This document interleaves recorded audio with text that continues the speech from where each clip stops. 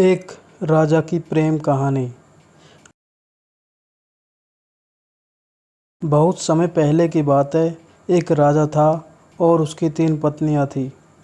राजा अपनी पहली पत्नी से बहुत प्यार करता था। वह अपनी दूसरी पत्नी को एक दोस्त की तरह मानता था और जब भी उसको कोई परेशानी होती तो वह सब अपनी पहली पत्नी से सुझाव लेता था। राजा अपनी तीसरी पत्नी से प्यार नहीं करता था, लेकिन उसकी तीसरी पत्नी उसको बहुत प्यार करती थी। राजा हमेशा अपने कामों में बहुत ही बिजी रहता था।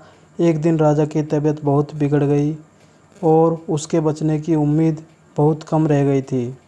राजा की इस इच्छा थी कि वह अकेला नहीं मरना चाहता।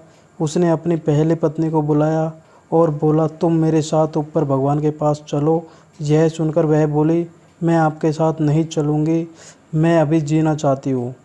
उसके बाद राजा ने अपनी दूसरी पत्नी को याद किया। जब उसने सुना कि उसके पति उसको साथ ले जाना चाहते हैं तो वह उससे जाकर बोली, मैं अभी जवान हूँ, मैं आपके साथ नहीं जाऊँगी और आपके मर जाने के बाद मैं दूसरी शादी कर लूँगी। यह सुनकर राजा बहुत ही दुखी हुआ और मन ही मन बहुत उदास हो गया और अपनी तीसरी पत्नी को बुलाया ही नहीं।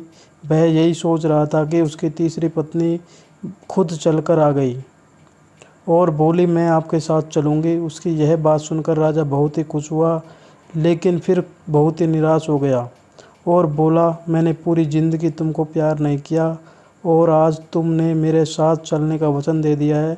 मैं अपने आप को कभी माफ़ नहीं कर पाऊँगा। ऐसे राजा ने कहा। इस कहानी से हमें यही शिक्षा मिलती है कि प्यार उससे करो जो आपको प्यार करता हो, उससे नहीं जिससे आप प्यार करते हो।